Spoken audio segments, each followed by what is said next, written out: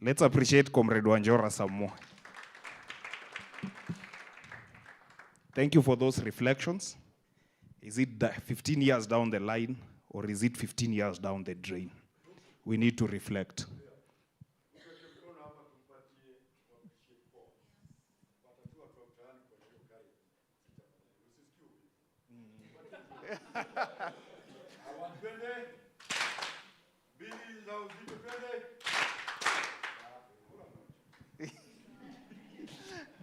Asante sana Ush. So this afternoon, in the morning, we had a really wonderful session that was led by Professor Tom. And Prof, I must admit that it's been long since I've been in such a session. That I think we need to pick that as a best practice on how to deliver keynote addresses. Thank you for reflecting with us on citizenship, participation, and issues of governance. So this afternoon, we are just going to build up on that, and we are just going to look at the perspectives from an East African angle, and what have been the challenges, and what are some of the things that we see as opportunities. So this afternoon, I'll be joined by 3 wonderful panelists. One of them is Wycliffe Nyakenya, who is a human rights activist, a human resource management professional. He's a fellow at the Institute of Human Resource Management. He holds a Bachelor of Arts in Human Resource from Kenyatta University, Diploma in Human Resource from Cambridge University, and also holds a higher Diploma in Human Resource Management from NEC. He's a certified human resource management professional, currently works with Kenyans for Justice and Development Trust, that is Kejude Trust, which is a legal entity incorporated in Kenya and founded on Republican principles. The trust was set up with the purpose of promoting democratic governance, sustainable economic development, the general prosperity of the masses, who are the people. Senator Mtata and Okinya serve as the core trustees in Kejude. Since the year 2007, when the trust was founded, it has filed over 2,000 cases in public interest litigation on diverse issues of law, public law, the constitution, and governance. Help me invite Wycliffe Nyakenya. Karibu sana Wycliffe. On the panel, I'll also be joined by Bella Twine. Bella Twine is a dynamic journalist, and I mean it when I say dynamic. She's a media innovator with a strong focus on combating misinformation and amplifying credible storytelling in Africa. She works as a freelance journalist with Deutsche Welle. Most of you know it as DW. And she hosts the show The 77%, where she produces youth-centered content on democracy, governance, and social change. She's also a co-founder of the Monk Media Initiative, a fact-checking media NGO. Bella has been at the forefront of driving media innovation and accountability. And at this platform, she has been certified by Africa Check, which is in South Africa, for her expertise in news verification and fact-checking, positioning her as one of the leading voices in the fight against misinformation in the region. Beyond journalism, Bella is also a media literacy trainer of trainers, equipped through the DW Academy, where she empowers fellow journalists, educators, and young leaders like ourselves with tools to critically analyze information, navigate digital spaces, and strengthen civic resilience. Help me welcome Bella Twine. A better clap for Bella. Clap for her till she comes on. Bella is from Uganda. Karibu sana, Bella. Finally, I'll be joined by Emily Osiemo, a Kenya human rights lawyer and seasoned litigator with extensive experience on advancing justice, both nationally and across Africa. An advocate of the High Court of Kenya and partner at Lumumba and Ayeko Advocates. Emily has built her reputation through groundbreaking work in constitutional and international rights law. Her litigation practice spans the East African Court of Justice, COMESA, where she has acted in high-impact cases involving state accountability, trade, and human rights. She has represented leading institutions, including the Law Society of Kenya, in constitutional petitions, and has appeared in matters such as DRC versus Rwanda. You all remember that case.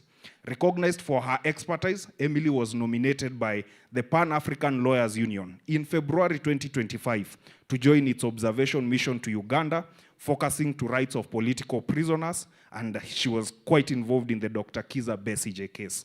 Her advocacy reflects a strong commitment to safeguarding civic space, judicial independence, and the protection of fundamental freedoms across the continent. Help me invite Emily Osiemo.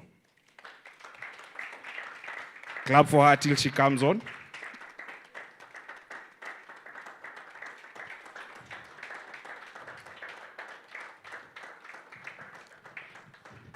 Thank you so much. This wonderful team will be leading us now in our discussion on citizenship, social and political activism, and legal activism in East Africa. The current situation, challenges, and perspectives.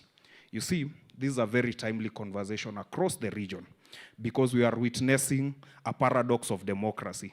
Citizens are now more informed, and they are connected and mobilized more than ever before.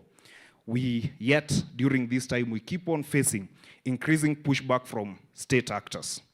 The space for civic engagement is shrinking with new restrictions on assembly, digital activism, and media freedoms. Yet at the same time, the resilience and creativity of citizens, particularly the youth, journalists, human rights defenders, and lawyers, continue to refine and define what active citizenship looks like. So this afternoon, we are going to have a three-pronged discussion where we are going to talk about citizenship and identity. And in this issue, we are going to be discussing who gets to belong, who gets to speak, whose voice counts in the matters of governance across the region. The second thing we are going to discuss is activism in practice. We are going to discuss how we organize digitally and also at the grassroots level. And then we are also going to discuss the future of activism. So this moment, I want to take it to welcome Bella Twine to give her opening remarks. And Bella, as you give your opening remarks, maybe reflect with us. Has the media always been central to activism?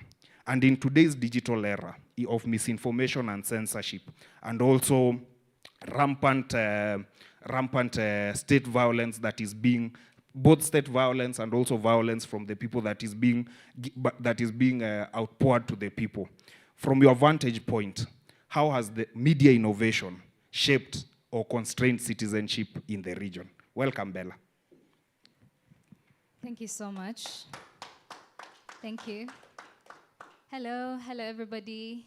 Hello. My name is Bella Twine from Uganda. I'm a journalist and media innovator. And from the question of whether media has always been into activism, I don't think so.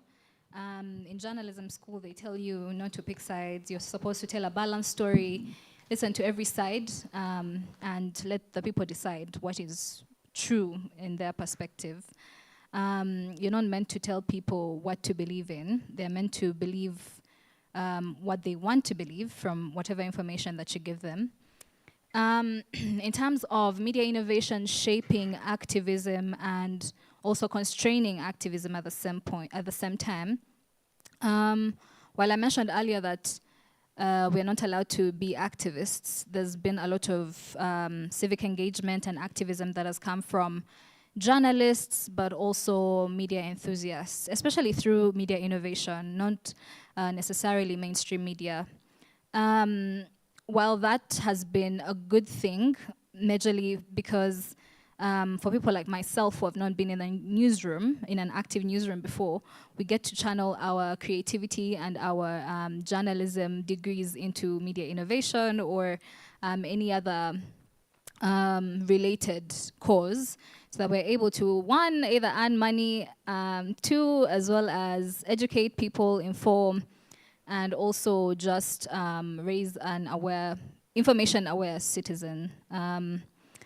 So in the point of shaping activism, I think that's one point, but also I'm going to interweave this into the main theme on innovation and what ICJ is trying to do in general on innovation in these different sectors in the legal and democracy sectors.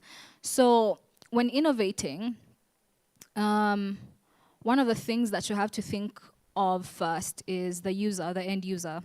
That is why you're innovating in the first place. Something that Professor Tom said on white people and benchmarking, and you know, all of these things that in the West would necessarily be an innovation to cater to their audience is now being trickled down to what works in Africa or in East Africa. For example, we have very many funders who give us money to push for certain projects. And your work plan, your budgets, they're constrained. They tell you to do certain things, and yet you're supposed to think of your end user. Do they actually need this solution? The other thing is there's something called the locality development model. While I'm a journalist, my major was communication, and we were trained in behavioral change. So you want people to want the change for themselves, not you inflicting the change onto them. So there's this book called The Man with the Keys Has Gone by Dr. Ian Clark. He's an Irish doctor in Uganda. And while he was writing this book, his standpoint was from when he had just come to Uganda. He's an Irish doctor. When he had just come to Uganda, at the time there was a lot of HIV, typhoid, and he was centered in Luweero district, where the war actually took place in 1985-86 for NRM, the current party, to come into power.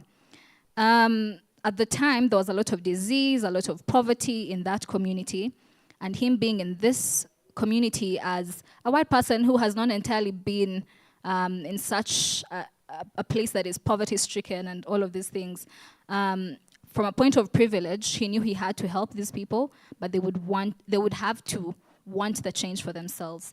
And so one of the things that he did was, while he didn't have so much money, he encouraged for people to put a brick onto the hospital that they were building, the clinics that they were building, the cows that they were grazing for malnutrition, you know, children who don't, who look skinny and they don't, you know, they weren't eating a lot of food and they were being taken from their parents because probably their parents had died of HIV and tuberculosis. And while he was helping them, it came from a point of, I am encouraging you and showing you how to do this for yourself, that even when I'm not here the next day, you know what to do. So everybody, it was a community project while they were building the hospital. Everyone put a brick onto that. People weren't paid. Most of the people weren't paid. People would come to volunteer and be nurses, midwives. He would train them how to be midwives. They didn't have to have degrees. He would just show them what to do. And I think that is also what innovation should look like, even now.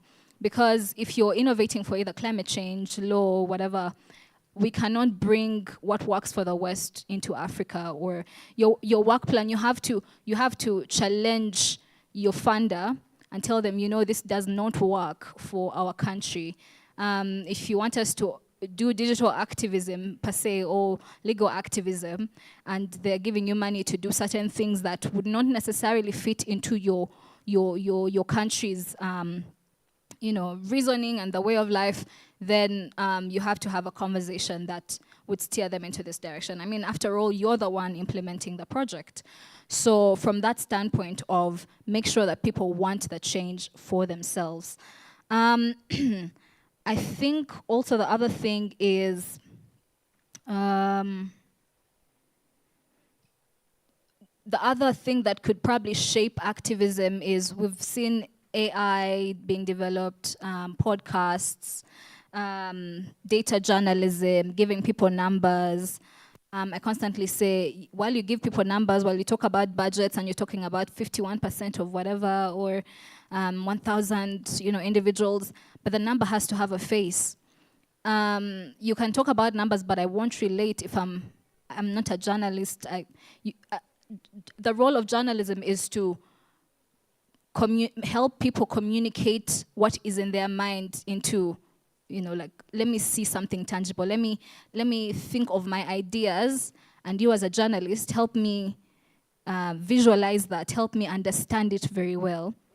And so, as communicators, we should be able to show that woman A has been harassed by male B, male A or whatever because of this reason, and she's one of this number of people, then that face would probably make me see the other faces of other women who are going through the same situation. The other thing with innovation, especially in the legal sector, I'll speak in terms of Uganda. In Uganda, we need a lot of, because while our country has come from very far and has tried to improve itself, there's also challenges. So for instance, you'll find that in the legal sector, a lot of the young lawyers that are coming in do not have space. That means there's like a lot of the older generation is still in because probably there's no great retirement plan in Uganda for, or you know, if you're at this age, you have a pension, you have this, you know, sort of benefits of when you retire or when you leave your job to settle and stop thinking of work. People work until they die. So young people do not have space in you know, every other sector, in the legal department as well. So one of the things that I would think of innovating around is, could young people be able, because there's a lot of congestion in prisons, but could young people be encouraged and supported to go through these case files? Because there's a lot of irrelevant cases that are pending in the prisons, and people are being infected with diseases and they're contracting HIV and all of these other things. Is there a way to make sure that that works for Uganda or even for Kenya, if that is also an issue here, or for Tanzania and all of these other African countries?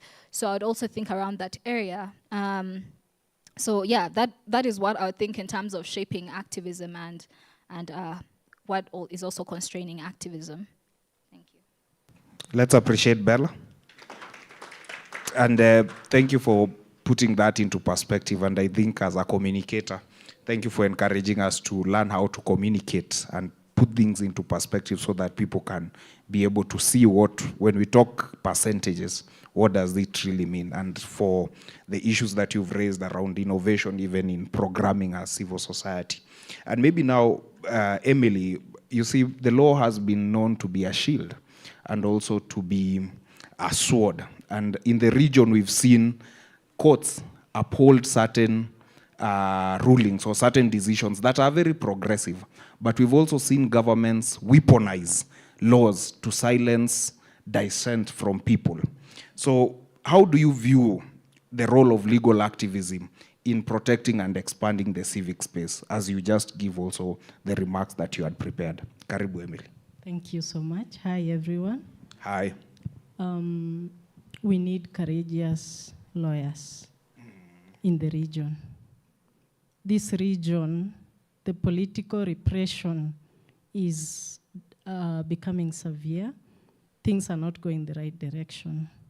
Governments are taking the rights of the people through whims, and they do not want to follow the law. That's not only happening in Kenya. We just saw in June and July, young people were shot.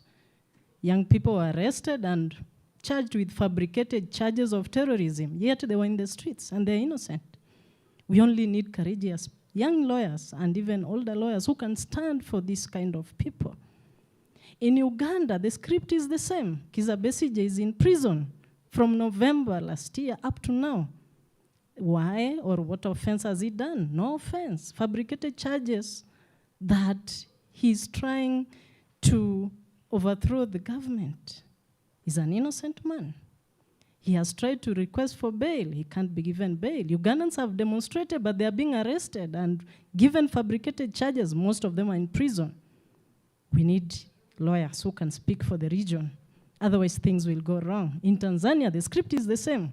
Tundu Lissu is in prison. What offense has he done? It's just because he's a political opponent for a president who wants to retain power. Legal activism is important for the region. Rwanda, the script is the same. Political opponent by the name Ingabire, she's in prison as we speak. We have another lady who stood in the election in July last year. She's called Iragena. She tried just to stand and oppose Kagame, but she was arrested. Fabricated charges, she's in prison. This is not just in East Africa, it's all over. Legal activism is very important, not only just lawyers, even the other sectors. We are important to shape the law and the manner in which decisions are made in our various countries. If it's not through these lawyers, things will have gone wrong. See what the Law Society had to do. It had to come in and stand in for all the people who are arrested and charged for terrorism. Lawyers had to be given. In Uganda, there are a number of lawyers who were sent there to observe the proceedings of Kizza Besigye. That gave the government some shivers so that they will have to now start looking how they make their decisions. In fact, I appreciate the Ugandan Supreme Court.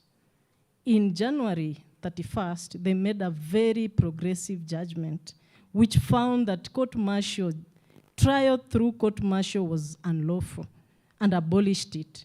But what did the Ugandan government do? They enacted a new law, which now entrenches the court-martial as a court where someone can be tried. I can give so many examples. In Tanzania recently, a newspaper tried to, a television tried to play a clip or a cartoon of a president.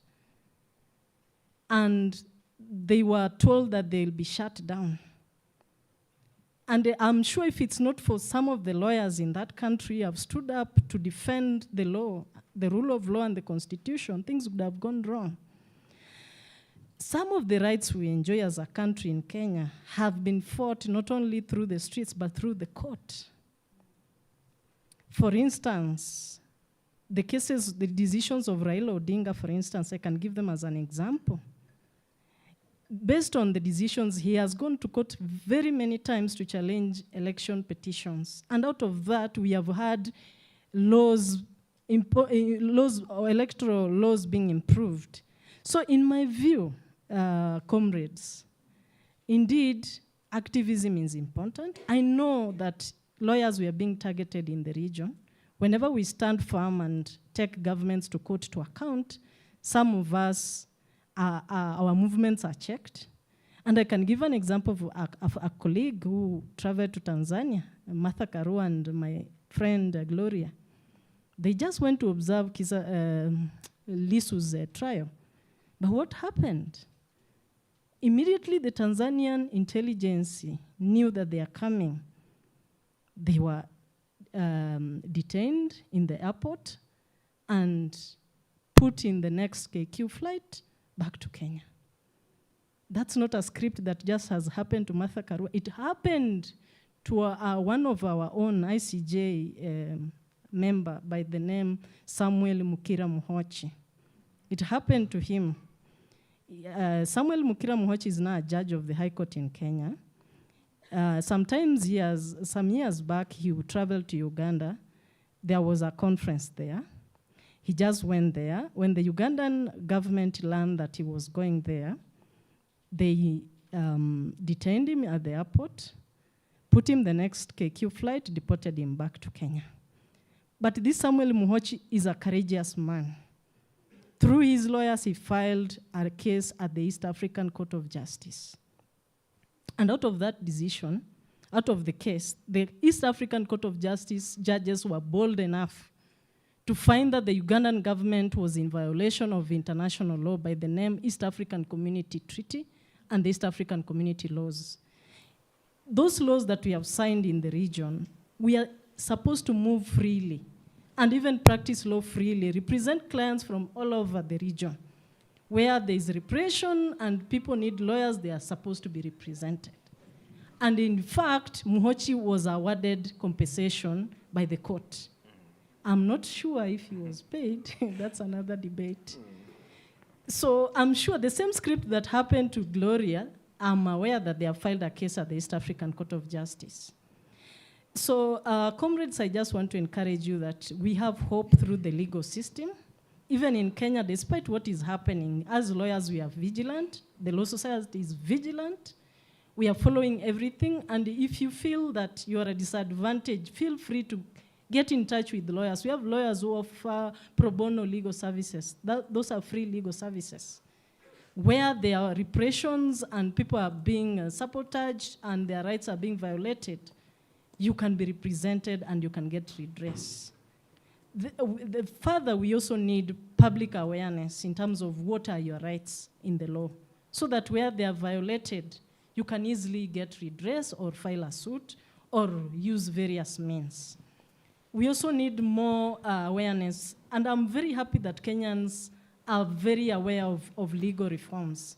The last time we had a finance bill, Kenyans were very, very vigilant. They said, this time we want to read and see what is the government going to enact in the finance bill. They read, and people went to the streets to challenge some of the provisions, and I'm very happy that out of that kind of awareness, the president had to withdraw the bill. It has not seen the light of day to date. So through this kind of awareness, it will shape the region. In fact, we have a sorry state, yes, but through more awareness and activism, legal activism, we can shape the region. We can also use the regional courts. Where our governments have failed, we can't get justice here, the regional courts can dare to give us hope. Thank you so much. Let me stop there. I can speak over and over. Thank you, Comrade Emily, and thank you for those reflections. And you just reminded me that vigilance is the eternal price that we have to pay for the freedoms that we enjoy today. And Wycliffe, now maybe as someone who has worked with communities and activists, and as Emily was talking about now citizens being more aware, what is citizenship? Is it what we are seeing right now? Is it protesting? Is it being afforded right to vote and things like that? As a person who has worked with activists and communities over time, what can you really say citizenship is, as you also reflect with us on what you had prepared? Thank you. Thank you very much. And as you had been told, actually, I'm here to represent Senator Kio Mtata, and I will speak how he could have spoken. And that is why he asked me to be here. He could have been here, but then they have proceedings in the Senate, whereby there is impeachment of the governor of Kericho. That could not allow him. Yesterday, he left at midnight, and today, I'm sure they will leave at midnight.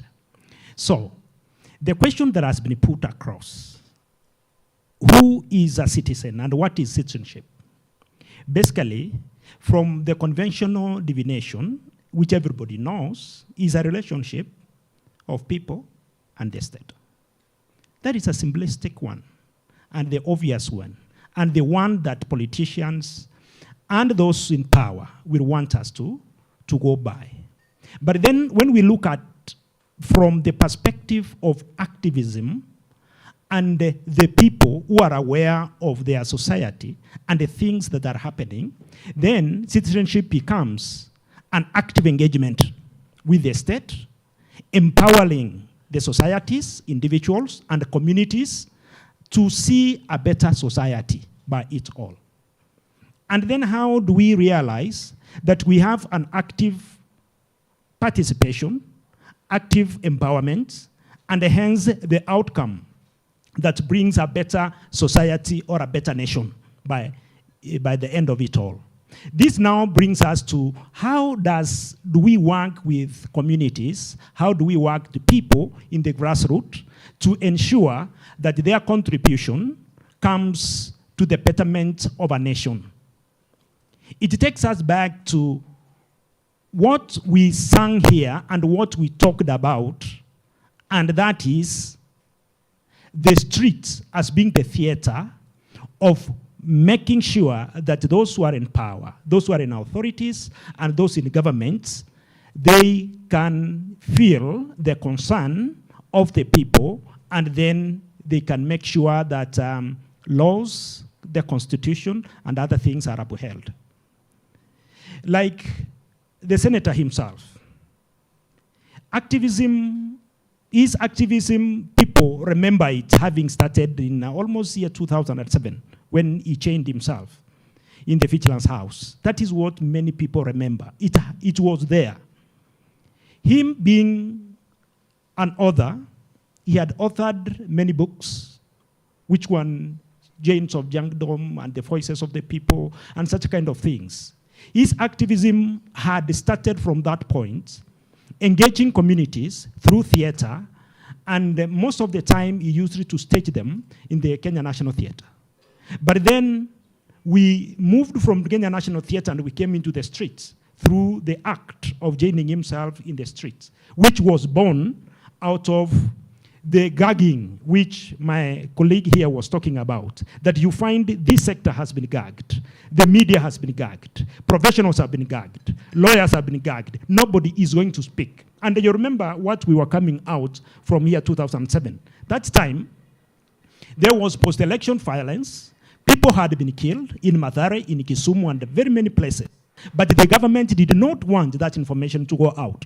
So, Senator himself thought, well, how can I take this information to the international media and the local media? Then that exercise of joining himself was actually to provoke the society and communities to realize that something is going on somewhere. The struggle and whatever ensued, it made that information to come out. Whereby, when my colleague talks of the media, is told you should not engage in activism. You must behave ethically. You must behave professionally. Lawyers are followed here, as my sister Emily is putting it. Then an activist to provoke society and make sure that the society is aware of what is happening. Then the street becomes the theater. When people are in offices with ties, the way I look, and my friend Thuku here, and all that, they forget that sometimes the street is the voice that will move things that have been forgotten in the boardrooms. You look like an example, what I was watching yesterday of Oruoba, Senator, the former Senator Oruoba. When she was in the boardroom, that is in Parliament, she did not support the street action. She did not approve some of us who could go to the street and sometimes sit down and sing and push. Until it happened to her, and then she was all over in the streets, now pushing for her rights and the implementation of a court order. That is the theater that speaks much better to the authorities, to the government, and all. Now, when we were in that active street protests, in year 2007, 2008, 2009, up to 2010, we realized that the state could use sometimes excessive force and crack us down and jail us. It has taken us to court so many times. In fact, we have had, like Senator himself has been to prison or to the police cell 29 times. He has been prosecuted 29 times. Umtata versus the state. And in all prosecutions, he has won them. Then comes 2010. There is something that we were agitating against. That was Free Primary Education Fund, which had been embezzled 4 billion Kenyan shillings. By then, it is Professor Samungeri who was the Minister for Education. We decided one day, we lock him in the office in Arambe House, which we did. Not really Arambe House, but Jogo House. We locked him in the office. Then the Continental Police came and got us out, and we were thrown into police, and we stayed in prison for some time. When we left prison, we decided now to storm Parliament. The first time that we stormed Parliament, 32, we left in town almost 300 people. When we reached the mountain at the State House, we were only 32 people. Then we approached Gate B of State House. Then we were overcome by the CSU and the Continental Police who came. Then we were bundled into vehicles and taken into Kilimani Police Station. At that time, we were taken to police, and we struggled with that case for the next 9 years, which we again won. We were accused of trying to topple the government. We were accused of being people who entered into protected areas and such kind of things. What actually the GNC had tried to do 2024 and recently what we saw in 2025. So this is how we have managed the communities and brought about active citizenship, which we define as making sure that communities are active and vigilant, looking at the development, the behavior, and how the administration is behaving with checks and balances to ensure that a society that we live is better than it was yesterday. Then at that point, we shifted and entered into the courtroom activism, because we realized that after 2010, we got a new constitution, which we are celebrating now this week. We realized now that we can move from the streets and then come into the courtroom. Myself, I'm not a trained lawyer. Neither Senator Okia is a trained lawyer. He's actually an automotive engineer himself. Then we started first to engage lawyers whom we could hire, and they represent us in court. But then over time, we learned the art of representing ourselves. And since then to date, we have actually filed almost 2,000 cases in the High Court and across the country. Of those 2,000 cases, many of them are the cases that we are activating and looking at issues that the government is acting under, all those who are in our authority, in contravention of the Constitution or the rule of law. Like at one time, in 2015, 2016, actually that is a time we controlled the registry at Mirimani Court. We had the largest registry until those who worked at the Attorney General's office remember that there was a registry that was named after Okia Omtata Registry, because there were so many cases. Currently, we have scaled down, we have almost 100 active files that we have that are running. And all of those is through court activism, which we realized that both the streets and the court, it is something that we can balance to achieve what we need to achieve. All in all, what I can encourage the communities that are here is that we need to be vigilant, we need to learn the art, and we need to see what are we going to apply, which is going to give us the outcome that we are seeking for. We should not play our activism in a way of noise-making, in just disrupting processes and such a kind of things. However, I do not say that the disrupting processes, it does not give the outcome. It really gives a very good outcome. I remember after 2007, when Kivuitu had retreated to Mombasa to write the report of the election of 2007, myself, Okia, and some other activists. I remember people like, I forgot a few names. We went to Mombasa, and actually we pretended as if we had a function like this in the same hotel where Kivuitu and the other commissioners were. What we did by the end of it all, when morning they were moving into the hall, we started singing the way we were singing here. Then, in a very conniving and very clever way, we carried all the files. And I'm telling you to date, whoever who wants to go and report me to the police can do that. Those files, go and check the report of the election of 2007, you will never get it. We gathered those files, we carried them, we know where they are to the moment. They are not anywhere, we know where they are. So we did not want a report to come out to say that Kibaki won against Raila, because we believed Raila won those elections. So we did not want to allow, we never wanted to allow that report to enter into the annals of this country that Kibaki won against. So organized disruption can also bring out the result that the activism, civil society, and the communities want to push and realize in their endeavor. Thank you so much, and I think I'm ready to respond to other engagements. Thank you so much. Let's appreciate Wycliffe. And Wycliffe, they said first they came for the socialists. I didn't speak because I was not a socialist. Then they came for the Jews. I did not speak because I was not a Jew. Then they came for the trade unionists. I did not speak because I was not a trade unionist. Now they've come for me. Who will speak for us? So let us learn to speak for others. And thank you, Wycliffe, for reflecting with us and just reminding us that citizenship is beyond a legal status. It is wanting and imagining a better society for ourselves. So I'm going to open this up to the floor. So any questions, insights, comments from the floor are most welcome. If you have a comment, an insight, a question, going once? Yes. Hello, James Ongamo is my name. I have more of a comment. Yeah.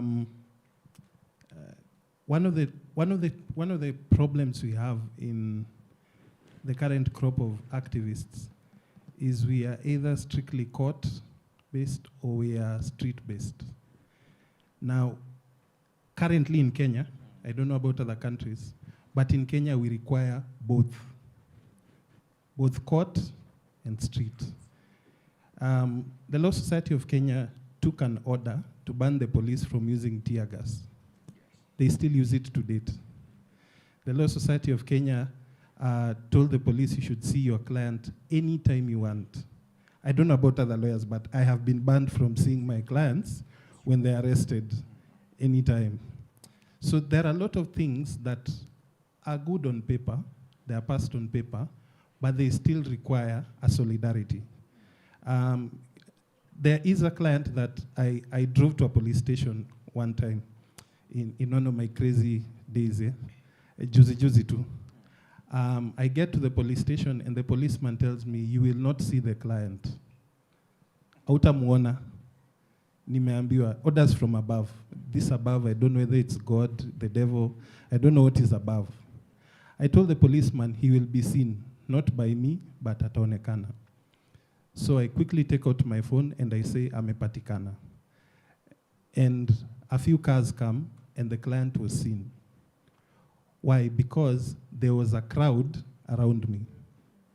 If there is no crowd around you, hauna cha kusema, watu wangu. We really value you. I know si kujanga tunaambia chezeni chini nyamazeni, but secretly I say yes. Pigeni kelele zaidi, kanyaga gia. Watu wenye wananiona online, I hope amuelewi. But kanyaga gia. So there is a need for both kinds of activisms. The 42 individuals who were arrested in Thika and charged with robbery with violence, their cash bail was set at 100,000. 100,000. Wengine ni chokora, wengine alikuwa tu ameenda kununua nyama pahali akabebwa. They just carry you and they say, this is a terrorist. Ulikuwa umechoma gari ya police. You didn't even see the police car. One was arrested at 9 a.m. 9 a.m. Alitoka hivi kwa nyumba akibebwa saba.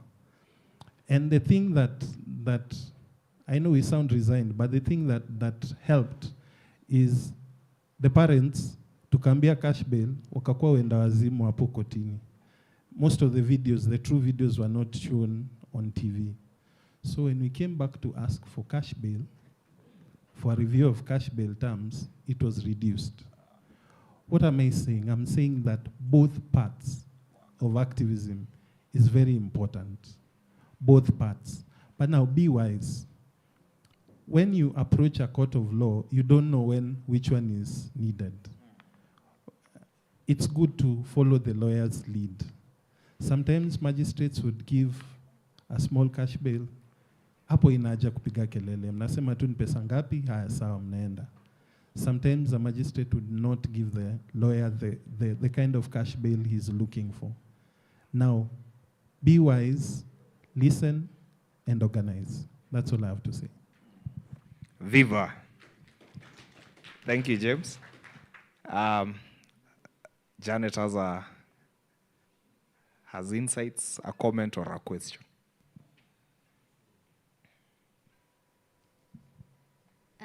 Not really a question, but maybe a reflection or statement. And I'll speak as a communication specialist. And throughout my career, I've been actually reporting on serious mass atrocities and trying to advocate for victim voices. So there's this, we shape narratives out here. We try to call out impunity as they occur. But when you touch anything to do with, when we want government accountability or state accountability, is when we receive rejections or when we receive reprisals. So there's an intensive campaign. It has not started now or started yesterday. It has been there since before. An intensive campaign to censor the media, to silence dissent, and to try and intimidate those who speak. And even we can see recently when there was a protest, even the recent protest in June, where there was media shutdown, and even there was a statement to shut down the media because so that they do not show the live what is happening on the ground, and not just in Kenya. And apart from the mainstream media, we have seen they are now using surveillance on our digital platforms. That is Twitter, Facebook. I guess in Uganda, you can correct me, Ugandan people, there's no Facebook or something. And then there's shutdown of Twitter in Tanzania. I mean, I tend to follow, I'm not an active follower of the Tundu Lissu trial, but through affiliations, I tend to look at it once in a while. And I know there's recently, they say they want to, they will not put it on live, yes.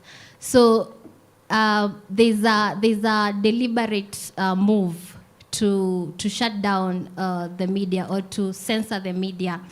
And it's across the region, the East African region.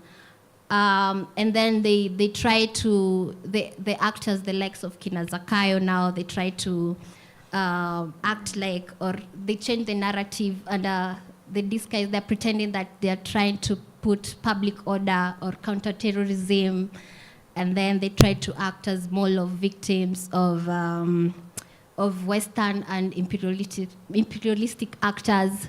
So I know it won't stop. It won't stop. I mean, it's coming now, since now we have elections in Tanzania coming up. We have also our elections is not that far. So how do we get prepared? Because they're trying to use any means possible to try and silence or those who speak up. And that's why we have enforced disappearance, we have extrajudicial killing, people have been taken from their houses, you're being surveilled online. So how are we going to get prepared to counter and try to push our narrative so that impunity cannot occur, or still call out these actions and have accountability? Yeah. Okay, it has ended up with a question. I didn't know it will end up with a question. Thank you, Janet, for that. Interesting. I think the panel, I think we've been having a lot of discussions on substantive democracy. And Janet, I hear what you're saying. How do we move beyond periodic elections? And even in those elections, how do we safeguard them to really represent the will of the people? There's a hand there, and then there's a final hand there, Esther.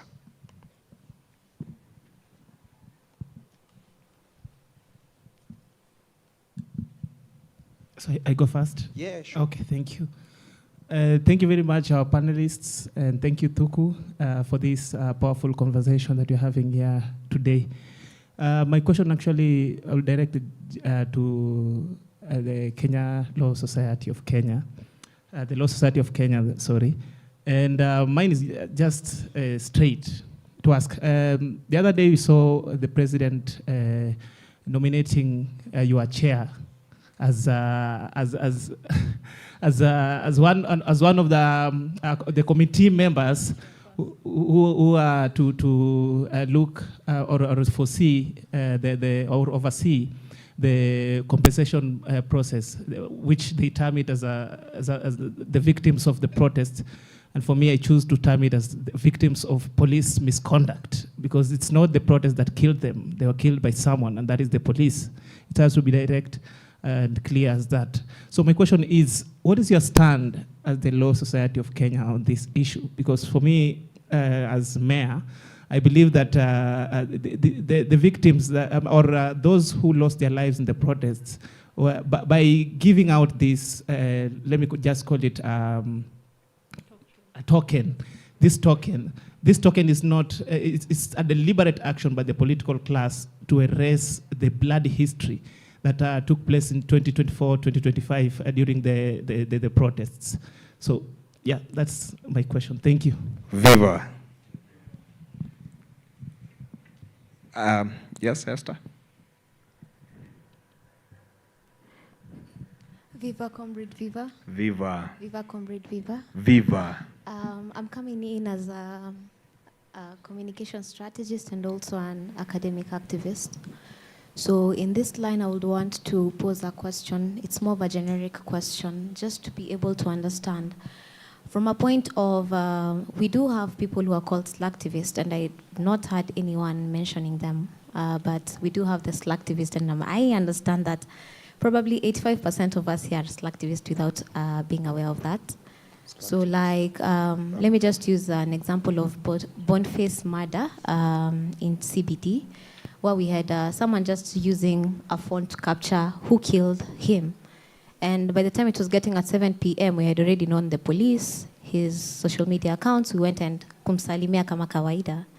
But now it comes back to who is there to protect the man behind the camera, who is there to protect the man behind that narrative, behind that story. I'm also raising a question in the line of academia, because each and every time we'll write something, I am in the line of academia and I do my study on social change. Majority of the time we'll just raise an awareness of what is happening on the ground, but what happens afterwards? We get quantitative, qualitative responses from different people.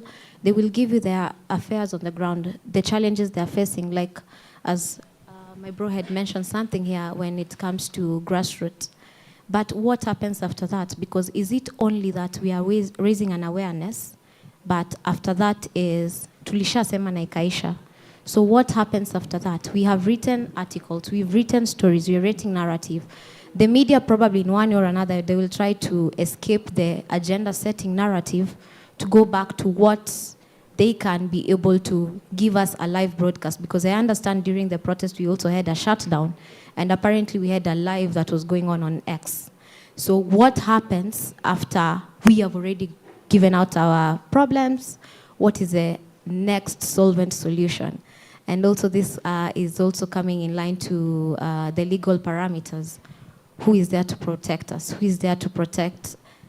I am a grassroots journalist. I am a citizen journalist. I'm just carrying my phone with a very good lapel. I want to record something that has happened on the ground. Who is protecting this person not to be found? Because the same case that was taking us to demonstrate about the mwalimu who was murdered by alijigonga kichwa kwa cell, it was still the same thing. He just made a tweet. So what happens before, after that? Are there parameters that we've been given out to protect this individual who is typing from the house, who is using the keyboard pale kwa matri? So that will be my question to the LSK. Thank you so much. Asante sana. I think let's appreciate her. Thank you. Yes, Jewel, the final one, and then Daktari here. Thank you for the opportunity. My name is Jewel, as you just mentioned. My question is to my senior from the LSK.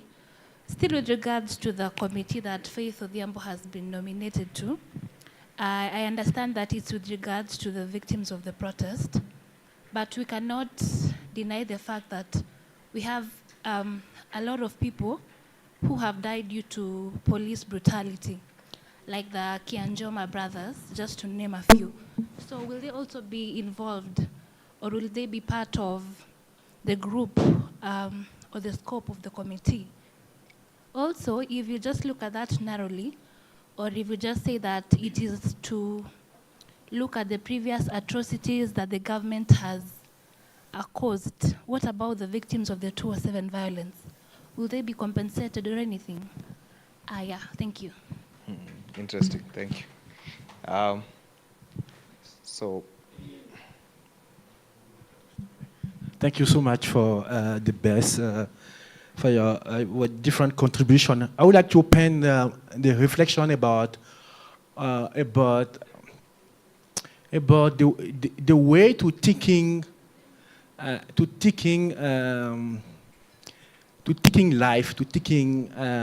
life beyond power. How the police officer, how the commander, how the people who is engaged on the human rights violation on the field, how we can help them to taking life. There is life after power. There is life after your power in the government.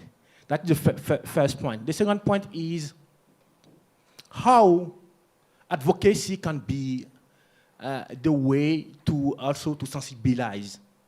How we can mobilize advocacy on the field to tell to people, to tell to the government, you guys, this is the risk. If you engage on any human rights violation, this is the risk you must to assume. And nobody is above the justice. So I think also there is a way to thinking about advocacy, how to mobilize human rights violation as a proof for advocacy and sensibilization also. Thank you. interesting. Thank you, Dr. I think the panel will take those questions and then also feel free to answer. If you feel like you have an answer for a question, you can also reflect on it. I'll start with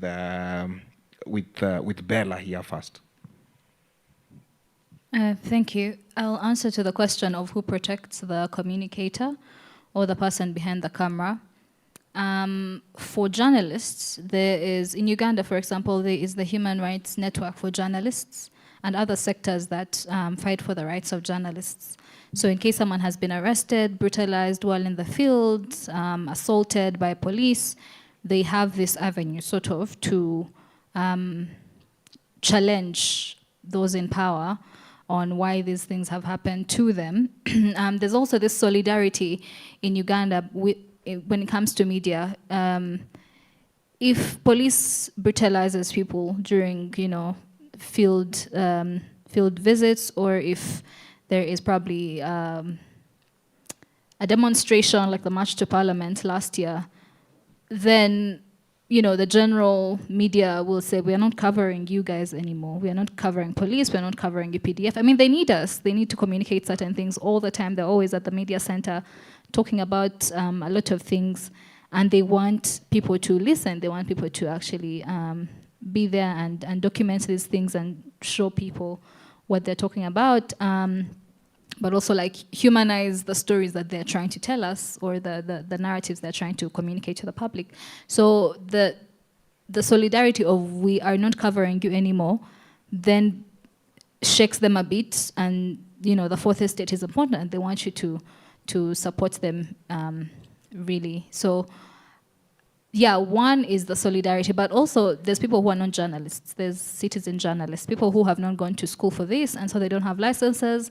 They're content creators, and they're passionate about storytelling. I think still we should have provisions within, because there's been an argument in the journalism sector in Uganda of citizen journalism and the unethical way of telling these stories. And you remember we have the Computer Misuse Act in Uganda. So while most of the media people in Uganda follow that act and they make sure at least not to tickle the people in power or make them feel threatened in any way, one thing that we always say when we're telling politically motivated stories is touch everyone else, but don't touch the presidency. So you start from the grassroots, tell stories of the grassroots, places where people are not receiving their salaries, if they're working in local government, people who are not if you've promised a hospital and it's not been built in 5 years, what happened to that? You know, make sure people in those communities are answerable as content creators and citizen journalists, so that even when you're whistleblowing, when you're as lawyers or as content creators, do not touch the presidency, because it's very difficult. I mean, no story is worth your life. That's another thing we say as journalists. Yeah, you can want to be brave, but make sure that your life comes first, and you can tell that story another day when things are better. Yeah. Wow. Thank you. We must not remain silent, even though we are faced with adversities. Wycliffe? Thank you. I think James asked a question, and he really said, do activism stop at just raising issues, take them to court, and then where is the action? And I think he gave an answer, because he said when he had a problem in the police, he made a call and a team came. And the person arrested was seen. Then it takes me back to the introduction that I made, that the ultimate theater for activism is the streets. The moment we can be able to mobilize the streets, then we will be able to implement. We can go to court, we can petition authorities, but then action might not happen until we work the streets. Then, Dr. here has asked about when people are in power and when people serve in the offices and civil service, when they leave, how are we going to make sure that they know they will be answerable even the time they leave offices? We need people who will make an example of our leaders. We have seen Singapore, we have seen other countries where former presidents have gone to prison. That is what we need here in Kenya. And the moment that one happens, then everybody will know that he will be held accountable to his actions while he is in office. But then you look at the police, how they act when they are in the service and when they are outside the service. I look at it from what kind of curriculum have we developed for the police? That is where the problem starts from. Because a police officer is given a photo of our brother there with Rasta, and he is shown that a criminal looks like this. And then he's given another photo, like mine, that a gentleman and a good person looks like this. How many times have you visited a place when you are dressed badly, then you are stopped, and you are frisked around? When you are dressed well, unasalutiwa unapita. Then it all boils down to what kind of curriculum are we using to train our police officers? And the civil society and the activists, can we be involved when a curriculum for the training of the police are done? And are we able to influence how that curriculum comes out? So that we are proactive and we don't wait until our own people are indoctrinated through a training that is going to victimize our brothers and sisters and then favor somebody who looks like a colonizer. That is where the problem starts. So I think that is what I can react to, but all in all is that action. We can do all this, but if we are not united and we can activate the streets, then the authority will always be comfortable where they are, and they will want things to remain the way they are. Thank you so much. Let's appreciate Wycliffe. Finally, Emily. Thank you so much. Let me first clarify that I'm not from the Law Society.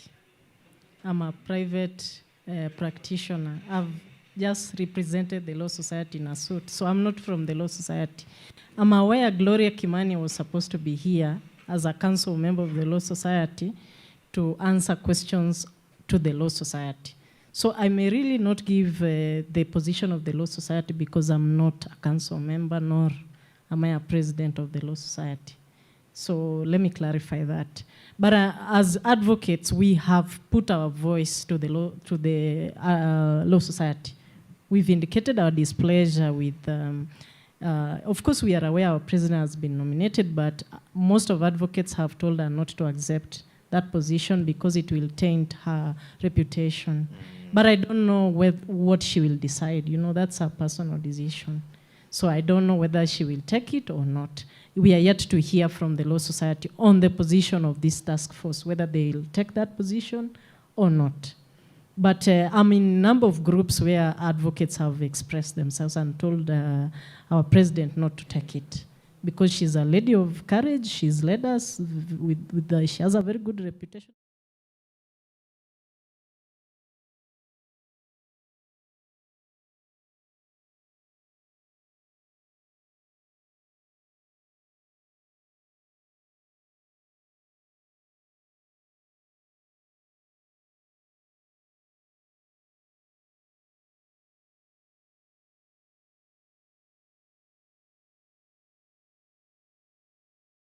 Deal with the compensation of victims of demonstrations. So I'm not sure that they'll deal with the Kianjokoma brothers and even the 2007 elections. I think their scope is quite limited. For those others, I think some of the suits were filed in court, and maybe through activism and through these kind of networks, still those families can be helped, either through compensation through court forums and legal channels, or through putting the government to account. Because even this compensation through the presidential task force has not just come easy, it's through activism. People have made noise about it, that these families ought to be compensated, and I think that's why the president had to extend that olive branch. With whether there are strings attached, we are not very sure. Now, how are we going to get prepared? Should there be silencing of dissent? I think the manner in which the Kenyan demonstrations of 2024 were carried out, that is like, should be a learning lesson in terms of how we need to get prepared. Yes, I'm speaking this, I'm also sensitive that there are governments or there are states where, for instance, in Uganda, Facebook has totally been shut down. Twitter has been shut down in Tanzania. In Kenya, we don't know what will happen during an election, whether they'll tamper with internet, so that then we are not able to get news. Maybe also television will be shut down.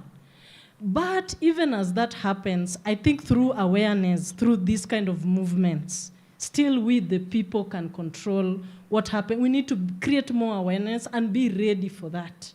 Through these kind of forums, we need to prepare ourselves for that. So that how we raise awareness, people from the grassroots get information. I know Kenyans are very innovative. For instance, when they shut down the media, people are getting live coverage from elsewhere. There are many other platforms. If they shut down Facebook, we have alternatives. So we need to continue being innovative. And through activism, that can help the society by raising awareness of we need preparations to be done through such kind of forums. In terms of who will protect us, for instance, what happened to Albert Ojwang, who protects us? That's a very difficult question, let me admit it. But we have some organizations who can come in. We have the Law Society, for instance, and I'm very happy that during the demonstrations, we had even some NGOs that had given their numbers, like Amnesty International. I'm aware of, I don't know about ICJ, if you gave your number, Kenya Human Rights Commission. Those kind of organizations, when you feel you're in trouble, just get their number, call. The other alternative is also you can reach out to private lawyers. If you have anyone's number, you have counsel's number there or myself, and you feel you're in trouble, just, because you see the good thing with us as lawyers, sometimes we have strategy. If you go and you find that the environment is hostile, you can't help the client, you look for another alternative, even through demonstrations, so that now the police have to hear you. Or you post it at the Law Society, and then the Law Society picks it up. So we have those kind of channels. We even have the witness protection. If you have sensitive information and you feel like it is important information for a case that can be filed in court or which is active in court, and you feel like your life can be threatened, you can reach out also to the witness protection. It can assist. I think I've exhausted all the questions. If I might have forgotten any, yeah, you could remind me. And thank you so much for being, the audience was such involving. Thank you so much. Let's appreciate Emily. Thank you so much. We've come to a close of this session. And Bella, Emily, and Wycliffe, thank you so much for sharing with us those powerful insights and helping us peel back the mask. Please help me appreciate our panelists. Let's appreciate them better. Thank you so much. And to you, our audience, you've been a lively audience. Thank you for leaning in and also for contributing actively. Appreciate yourselves. So today, as we have concluded, we have heard that citizenship is not just a spectator sport. It is about participation, responsibility, and courage. And that social and political activism has reminded us that democracy must be defended every day, and that legal activism today has also highlighted that rights only exist when we insist on them. So the thread is very clear across the region, and that the region is at a crossroad, and that civic space is contested, but it is also alive with possibility. Our challenge is to transform reaction into strategy, protests into movement, and isolated voices into collective voices. Thank you very much. The panel gets to do a photo.